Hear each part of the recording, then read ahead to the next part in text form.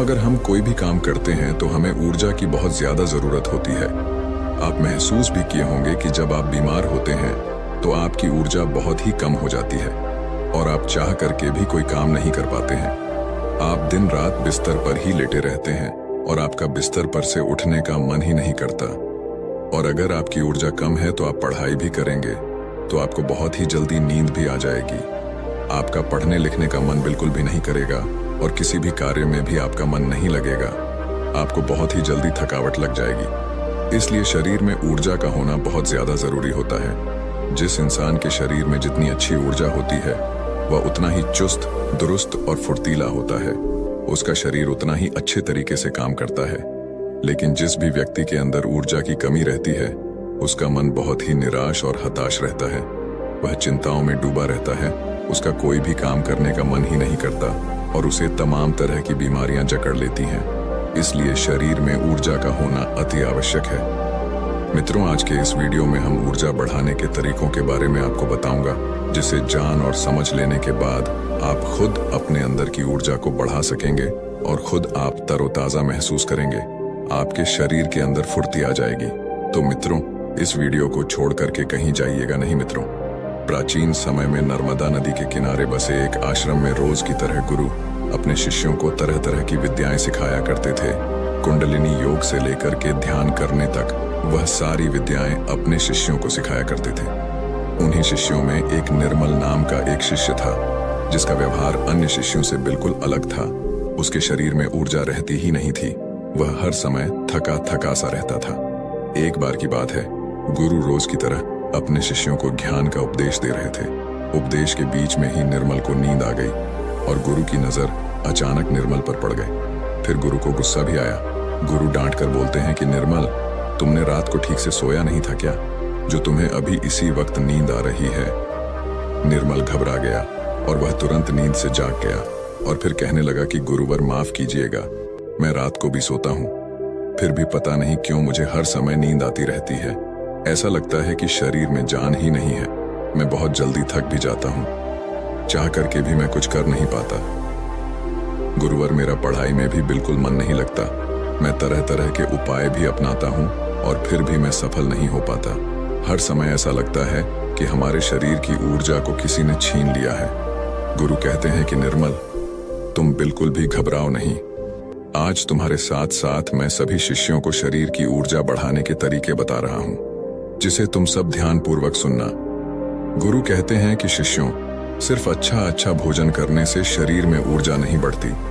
शरीर में ऊर्जा बढ़ाने के कई सारे कारण होते हैं। गुरु कहते हैं कि आश्रम में जो अनाज की खेती होती है तो क्या वह सिर्फ उसमें पानी डालने से ही अच्छी फसलें तैयार हो जाती हैं क्या? सभी शिष्य कहते हैं कि नहीं गुरुवर, उसमें तो खाद माटी के साथ साथ तमाम चीजें डालनी पड़ती हैं, तब जाकर के फसल अच्छी तैयार होती है। गुरु कहते हैं कि अगर खेतों में पौधों को सिर्फ पानी ही डाला जाए तो क्या फसलों की पैदावार अच्छी होगी? सभी शिष्य कहते हैं कि नहीं गुरुवर, ऐसे में तो फसलें मुरझा जाएंगी। गुरु कहते हैं कि ठीक उसी प्रकार हमारे शरीर की भी हालत होती है। अगर हम सिर्फ खाना ही खाएंगे अच्छा तो भी हमारे शरीर में ऊर्जा नहीं पैदा होगी। अच्छी ऊर्जा पैदा करने के लिए कई सारे तरीके होते हैं। उनमें पहला तरीका है कम खाने की आदत डालो। सभी शेष गुरु की इस बात को सुनकर के आश्चर्यचकित हो जाते हैं कि गुरुवर, अगर हम लोग बहुत कम खाना खाएंगे तो फिर हमारे शरीर में ऊर्जा कहाँ से आएगी? गुरु कहते हैं कि यही तो आज तक तुम सब समझ ही नहीं पाए। लोग सोचते हैं कि ज्यादा खाना खाएंगे तो शरीर में ताकत बढ़ेगी। ऐसा कुछ भी नहीं होता है। आप खाना पर्याप्त मात्रा में लीजिए, बल्कि मैं तो यह कहूंगा कि जितना आपको भूख है उससे थोड़ा कम ही खाइए। इससे क्या होगा कि जो आपके शरीर की प्राण ऊर्जा है वह भोजन को जल्दी से पचा देगी और जो बाकी ऊर्जा बचेगी वह आपके शरीर की टूटी फूटी कोशिकाओं की मरम्मत करने में मदद करेगी। इससे आपके शरीर की प्राण ऊर्जा को आपके शरीर की देखरेख करने के लिए बहुत समय मिल जाएगा। और आप जब खाना पर्याप्त मात्रा में लेते हैं, बहुत ज्यादा खाना नहीं खाते हैं, तो आपका शरीर हल्का रहता है। और जब आपका शरीर हल्का रहेगा, खाना बहुत अच्छे तरीके से पच जाएगा, तो बाकी लोगों की अपेक्षा आप बहुत हल्का और ऊर्जावान महसूस करेंगे। गुरु कहते हैं कि जो लोग ज्यादा खाना खाते हैं उनके शरीर की सारी ऊर्जा सिर्फ खाने को ही पचाने में लग जाती है। और कई घंटों तक तो उनका खाना पचता ही रहता है और ठीक से उनका पाचन भी नहीं हो पाता। पेट उनका भारी भारी सा रहता है। लेकिन जो व्यक्ति कम खाते हैं उनका पाचन बहुत ही जल्दी हो जाता है और फिर बचे हुई प्राण ऊर्जा शरीर की टूटी फूटी कोशिकाओं की मरम्मत करती रहती है। ऐसे लोग बहुत ही ऊर्जावान महसूस करते हैं। तुमने अजगर को तो देखा ही होगा। अजगर खाना खाने के बाद कई घंटों तक या यूं कहें कि कई दिनों तक यूं ही अस्वस्थ पड़ा रहता है। उसके शरीर की फुर्ती ही चली जाती है। ऐसे ही हम सबके साथ होता है। अगर हम ज्यादा खाना खाएंगे तो हमारे शरीर की सारी प्राण ऊर्जा पूरे दिन रात सिर्फ उस खाने को पचाने में लगी रहेगी। लेकिन अगर हम खाना पर्याप्त मात्रा में खाते हैं या जितना हमारी भूख है उससे कम खाते हैं तो हमारे शरीर की बची हुई प्राण ऊर्जा हमारे शरीर की टूटी फूटी कोशिकाओं की मरम्मत करने में लग जाती है। गुरु कहते हैं कि पहले तो तुम सब यह करो कि जितना तुम्हें भूख है उससे थोड़ा कम खाओ और आज से ही इस रहस्यमयी तरीके को अपनाना शुरू कर दो। इसका असर तुम्हें 1 हफ्ते में दिखने लगेगा। गुरु कहते हैं कि दूसरी बात जो तुम सबको याद रखनी है हमेशा ऊर्जावान बने रहने के लिए वह ये है कि पौष्टिक भोजन खाओ। गुरु कहते हैं कि अधिकतर लोग तो सिर्फ पेट भरने के लिए खाना खाते हैं। उन्हें लगता है कि उनका पेट बस भर जाए तो सब ठीक हो जाएगा, तो ऐसा बिल्कुल भी नहीं होता है। आपके शरीर को विभिन्न प्रकार के विटामिन्स की जरूरत होती है। अगर आपके शरीर को पर्याप्त मात्रा में विटामिन्स नहीं मिलेगा तो धीरे धीरे आपका शरीर कमजोर पड़ने लगेगा। मान लीजिए कि आपके शरीर में विटामिन ए की कमी रहती है तो आपको रतौंधी रोग हो सकता है। अगर आप अपने खाने में कैल्शियम की मात्रा नहीं लेते हैं तो इससे आपकी हड्डियां कमजोर हो जाएंगी और उनमें दर्द भी हो सकता है।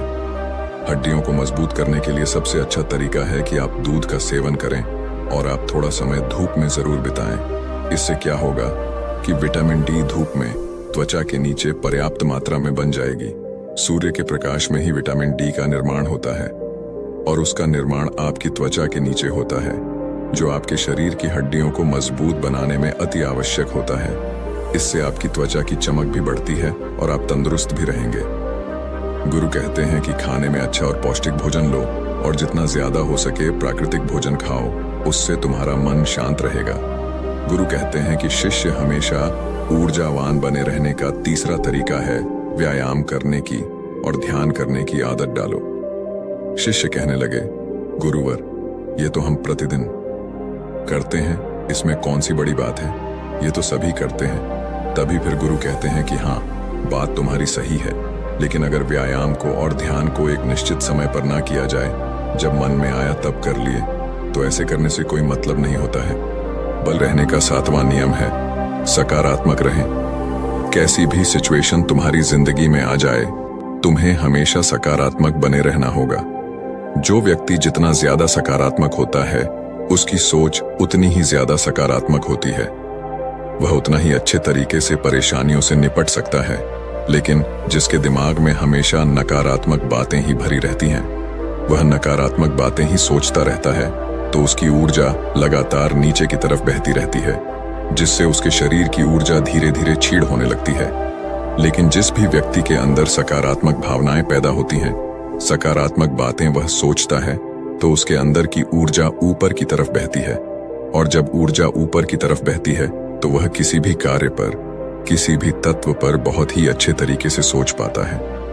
और जब वह किसी कार्य को करता है तो उसमें वह सफल जरूर होता है। इसीलिए शिष्यों, हमेशा सकारात्मक बने रहना बहुत ज्यादा जरूरी होता है। जरूरी नहीं कि हर पल आप सकारात्मक ही रहे, लेकिन अगर आपकी सोच सकारात्मक है तो आप तमाम तरह की मुश्किलों से पार पा सकते हैं, मुश्किलों को अपनी जिंदगी से हरा सकते हैं।